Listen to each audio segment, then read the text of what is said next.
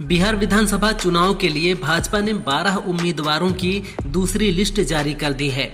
लोक गायिका मैथिली ठाकुर को अलीनगर से और पूर्व आईपीएस अधिकारी आनंद मिश्रा को बक्सर से उम्मीदवार बनाया गया है। मुजफ्फरपुर से रंजन कुमार, छपरा से छोटी कुमारी, सोनपुर से विनय कुमार, रोसड़ा से वीरेंद्र कुमार, बाढ़ से सियाराम सिंह और गोपालगंज से सुभाष सिंह को प्रत्याशी बनाया गया है। भाजपा ने अब तक 83 उम्मीदवारों का ऐलान किया है। हमास और इजराइल के बीच शांति समझौता हो गया है, लेकिन हमास अब गाजा में ही लोगों पर अत्याचार करने लगा है। हमास ने गाजा में 8 लोगों पर इजराइल के लिए जासूसी करने का आरोप लगाकर बीच सड़क पर गोलियों से भून दिया। इसका वीडियो भी वायरल हो रहा है, जिसमें दिख रहा है कि 8 लोगों की आंखों पर पट्टी बांधकर उन्हें जमीन पर बैठाया है। उनके पीछे हमास के लड़ाके बंदूक लेकर खड़े हैं और अल्लाहू अकबर के नारे लगा रहे हैं।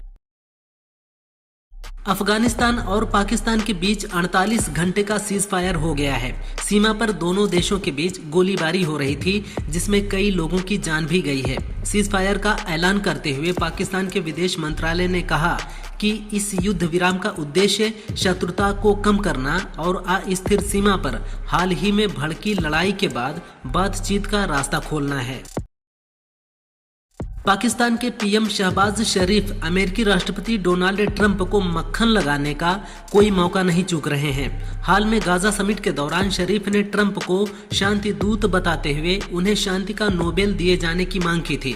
साथ ही कहा कि शांति और लोगों की जान बचाने के लिए उन्होंने बहुत कुछ किया है। इसको लेकर सोशल मीडिया पर यूजर्स ने शरीफ को चाटुकार बताते हुए कहा, शहबाज को चाटुकारिता के लिए नोबेल दिया जाना चाहिए। यूपी की कैराना सीट से सपा सांसद इकरा हसन ने सहारनपुर में कहा कि छापुर गांव में शिव मंदिर तोड़ा गया, मुझे इससे दुख है। इस तरह की घटना बर्दाश्त के काबिल नहीं है।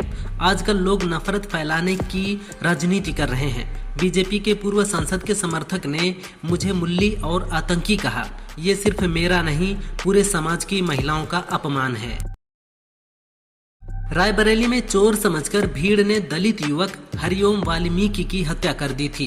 अब उसके परिवार से मिलने कांग्रेस नेता राहुल गांधी शुक्रवार को फतेहपुर जाएंगे। हरिओम की पिटाई का वीडियो वायरल हुआ था। इसमें वह मरते समय राहुल गांधी को पुकारा था। इसके जवाब में पिटाई करने वालों ने कहा कि यहाँ सब बाबा के आदमी हैं। कांग्रेस ने ये वीडियो पोस्ट कर योगी सरकार पर हमला बोला है।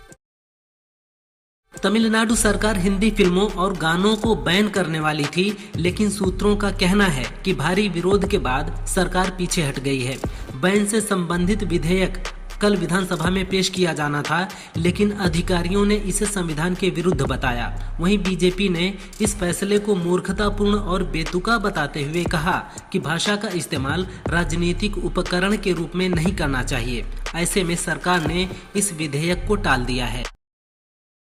दिवाली के मौके पर सरकारी टेलीकॉम कंपनी बीएसएनएल ने नए यूजर्स के लिए बम्पर ऑफर का ऐलान किया है। कंपनी ने बताया कि वह ₹1 में 30 दिनों के लिए unlimited voice call, 2 GB data प्रतिदिन और 100 SMS देगी। साथ ही सिम भी फ्री दी जाएगी। बीएसएनएल दिवाली बोनांजा ऑफर 15 अक्टूबर से 15 नवंबर तक उपलब्ध रहेगा। कंपनी ने एक्स पर ये जानकारी शेयर की है। ASI Sandeep Lathar suicide case में पुलिस ने एफआईआर दर्ज कर ली है। एफआईआर में आईएएस अमीनत पी कुमार, उनके भाई आम आदमी पार्टी विधायक अमन रतन, दिवंगत आईपीएस वाई पूरन कुमार के गनर सुशील को आरोपी बनाया गया है। परिवार का आरोप है कि संदीप को आत्महत्या के लिए उकसाया गया है। बता दें कि संदीप लाठर दिवंगत आईपीएस वाईपी कुमार के गनमैन की गिरफ्तारी करने वाली टीम में शामिल थे। उन्होंने अमीनत को भ्रष्ट अधिकारी बताकर जांच की मांग भी की थी। सीएम योगी गुरुवार को बिहार में 2 नामांकन सभाएं और जनसभाओं को संबोधित करेंगे। वह 11:15 बजे से 12:20 तक बीजेपी प्रत्याशी रामकृपाल यादव के समर्थन में जनसभा करेंगे। रामकृपाल यादव बिहार की दानापुर विधानसभा से प्रत्याशी हैं। इसके बाद सीएम सहरसा विधानसभा के प्रत्याशी डॉक्टर आलोक रंजन के नामांकन और जनसभा में पहुंचेंगे। पश्चिम बंगाल के दुर्गापुर में मेडिकल कॉलेज की रेप पीड़िता के पिता ने कहा, मैं बेटी को बड़ी उम्मीदों के साथ बंगाल लाया था ताकि वह डॉक्टर बन सके, लेकिन जो हुआ वह किसी भी पिता के लिए असहनीय है। मैं बंगाल छोड़ दूंगा। ममता दीदी, अगर मैंने कुछ गलत कहा हो तो मुझे माफ कर दीजिए। मैं आपका बेटा हूँ। मैं सिर्फ इतना चाहता हूँ कि देश की किसी और बेटी को ये यातना ना झेलनी पड़े। मेरी बेटी को जल्द न्याय मिलना चाहिए।